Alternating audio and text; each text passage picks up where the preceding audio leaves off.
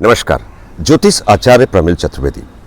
बारंबार चाइना ऐसी हरकतों को अंजाम तक क्यों पहुंचा रहा है?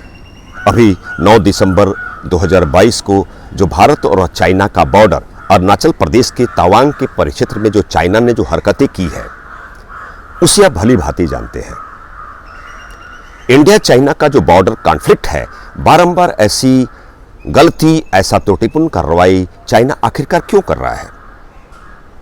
एस्ट्रोलॉजिकल प्रेडिक्शन के तहत उसे आप कैसे चिन्हित करेंगे? चाइना को भारत कैसा सबक सिखाने वाला है? भारत की अब विदेश नीति के तहत चाइना के संदर्भ में ऐसी कौन हरकतों को अंजाम भारत की शासन प्रणाली देने वाली है?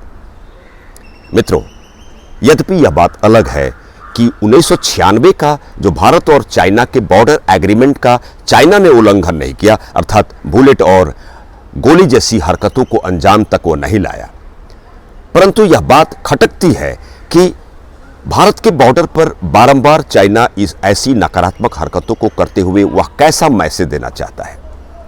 मित्रों, चाइना की मकर लग्न की जन्मपत्रिका है और 12 मार्च 2022 को ही चाइना की जन्मपत्रिका के चौथे अर्थात सिंहासन और शासन भाव पर राहु प्रवेश कर चुके हैं। तात्पर्य यही है मित्रों कि चाइना की शासन प्रणाली में वैसे भी राहु सेंध मार चुका है, अर्थात 12 मार्च 2022 से सितंबर 2023 तक एग्जैक्टली चाइना को समस्या आने वाली है। आंतरिक विद्रोह जैसी समस्या से रूबरू होना पड़ेगा चाइना को।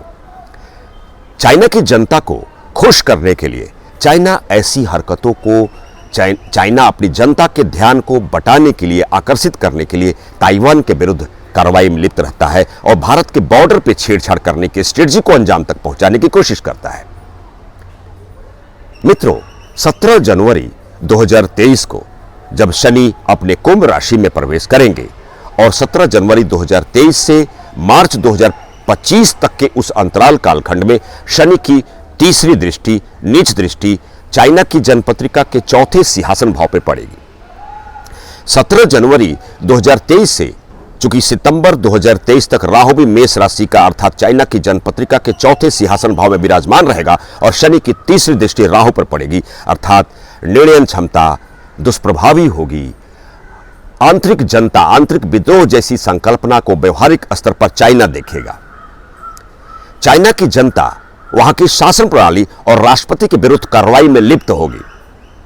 वहीं भारत की जन्मपत्रिका की बात करें तो वृषभ लग्न और कर्क राशि की जन्मपत्रिका है और जहां शनि का इंपैक्ट एक नकारात्मक प्रभाव चाइना के लिए होगा, वहीं भारत के लिए बहुत सकारात्मक होगा, अर्थात 17 जनवरी 2023 से मार्च 2025 का अंतराल कालखंड में भारत की जन्मपत्रिका के शानदार भाव में, अर्थात भारत की वृषभ लग्न की जन्मपत्रिका है और दशम जीव का राज्य कर्म भाव में एक केंद्र की राशि में, कुंभ राशि में शनि विराजमान होगा।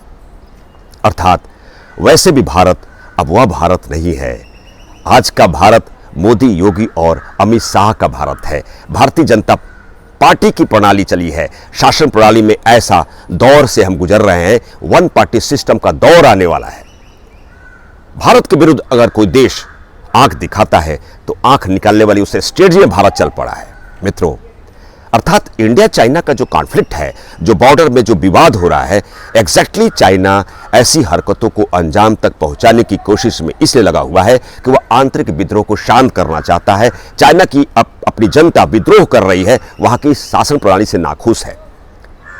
ऐसी भी एक मेरी भविष्यवाणी है, 17 जनवरी 2023 से सितंबर 2023 तक इस अंतराल कालखंड में चाइना की जन्मपत्रिका का मेष राशि का राहु होगा और शनि की तिरछी दृष्टि, निज दृष्टि राहु पर पड़ेगी, अर्थात ताइवान के विरुद्ध एक बड़ा स्ट्रेटजी, एक नकारात्मक अंजाम तक पहुंचाने की कोशिश चाइना अवश्यंभावी रूप से करेगा। उस वक्त का इंतजार करना है। मित्रों, भारत शक्तिशाली, शक्ति संपन्नता से युक्त देश के रूप में उभर रहा है और यही बात चाइना को खटकती, उस अंजाम तक वह पहुंच नहीं पा रहा है कि चाइना को क्या करना चाहिए। मित्रों, एक छोटी सी व्याख्यान, इंडिया और चाइना के जो कॉन्फ्लिक्ट है, बॉर्डर कॉन्फ्लिक्ट है, इसमें क्या होना है यह वक्त बताएगा। मित्रों, नमस्कार।